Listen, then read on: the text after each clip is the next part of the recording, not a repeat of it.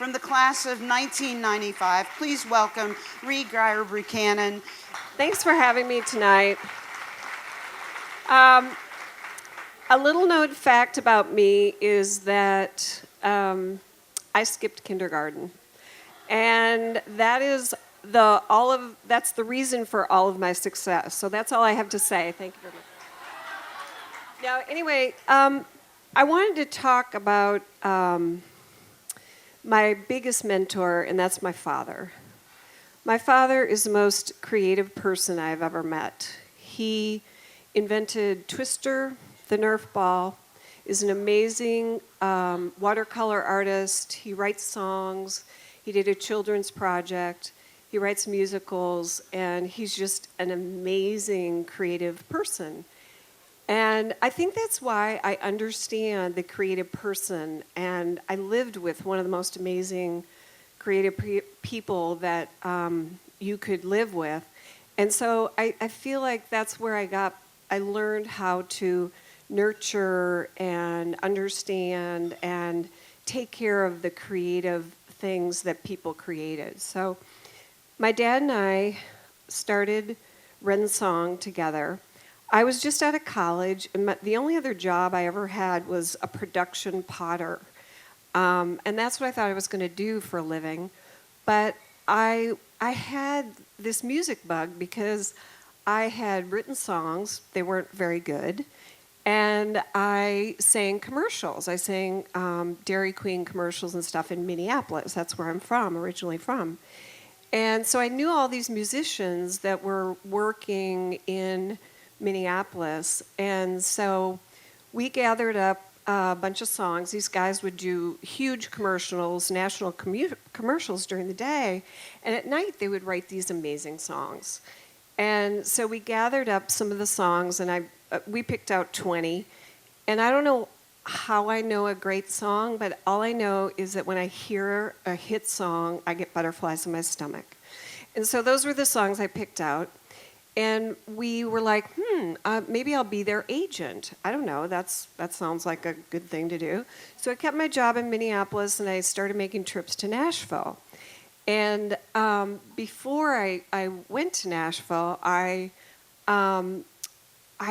always, one of my philosophies is that anybody in the world you want to get to is only 2 or 3 or 4 phone calls away. So I called Michael Johnson.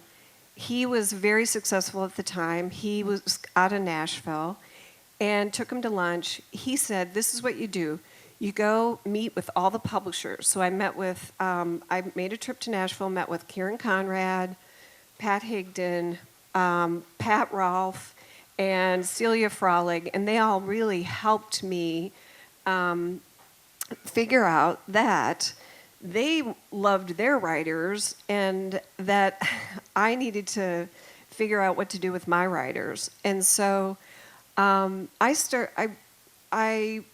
figured out that you had to meet the producers, and there were only men producers back then, and only a few. And so I dropped a cassette off at Billy Sherrill's office. If you don't know who Billy Sherrill is, he produced George Jones, Tammy Wynette, and Ray Charles, and he's had 85 BMI awards. Anyway, I dropped the cassette off, and 15 minutes later, he called me, and he's, "Who the hell are you, and who's this Billy Barber, and who are you, and come over here, I want to meet you." So I went over and met him, and he goes, "You know, you look like a nice Midwestern girl. Why don't you go be a nurse and get out of this business? And, it's not for you. It'll beat you up." And I said, "Just because you said that, Billy, I'm gonna stay the course."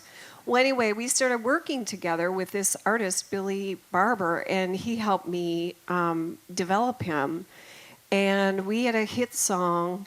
It was called "Little Things." And this development of the artist flopped, even with Billy Sherrill. And so I was trying to get that song cut, and Bob Doyle was a dear friend. He worked at ASCAP, and one day he calls, "Get this song on the bus with the Oakridge Boys." Well, I ran and got it on the bus, and 3 days later they called and said, "We're cutting this. Not only we're cutting it, it's going to be a single," and it was my first cut. It was a #1 record. So that started I got to buy my building on Music Row. I signed my first writer, John Vesner. And one of the things that my dad taught me, and he just wrote a book about breaking a rule and all his philosophies of life. And my favorite philosophy of his is break a rule. And so with Wrensong, I started breaking rules. And the first one was with Where Have You Been? It was a 4.5-minute song. Everybody said, oh, nobody will play it, And everybody passed on it. And I got to play songs for Conway Twitty one day. And he was like, I want to cut that. And John Vesner was married to Kathy Mattea at the time. I went back and told him, oh, guess what? Conway wants to cut this. And Kathy goes, no, I need to cut that. So that was one of the biggest songs she had. And it was a CMA Song of the Year, Grammy Song of the Year. And that was breaking a rule. We broke a rule. And the other songs I've broken rules with are How Can I Help You Say Goodbye? Patty Loveless, it was the same thing. Radio was like, oh no, we can't play a song that's 4.5 minutes, it's sad, and it was Patty's biggest song. It sold 1 million records. It was nominated for all the awards. And then the last one was I worked with signed John Randall.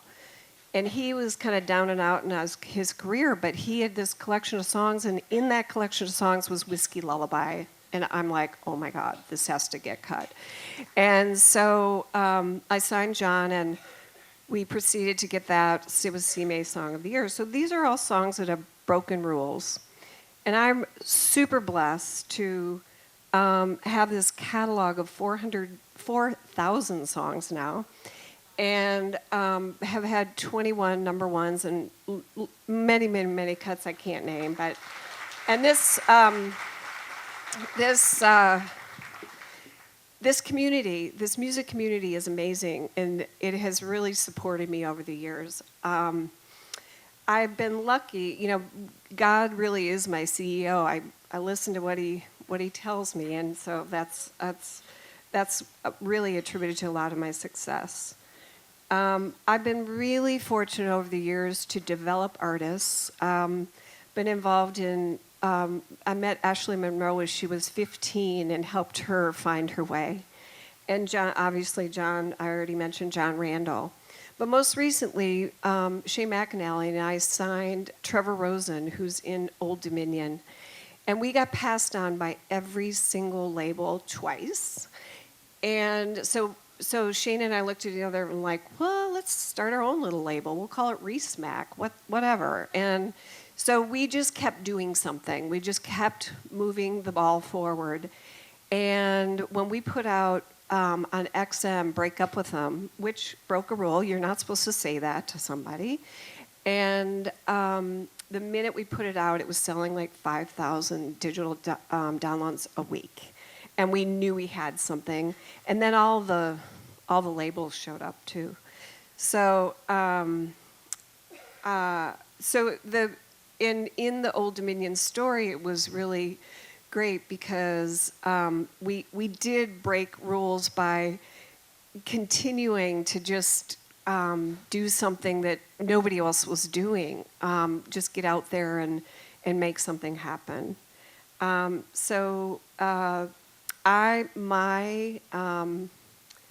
My advice to you, to anybody in the room that really wants to get out there and find their way and knock on doors and cold call people, you really have to have artists that break a rule. Like I have a little independent company, and the only reason I have gotten through doors is because I found the doors to open, but my songs open the door. Hit songs open doors. Hit songs change lives. And so I've been lucky to be a part of a lot of amazing songs over the years. And my advice to you is just break a rule. Thanks.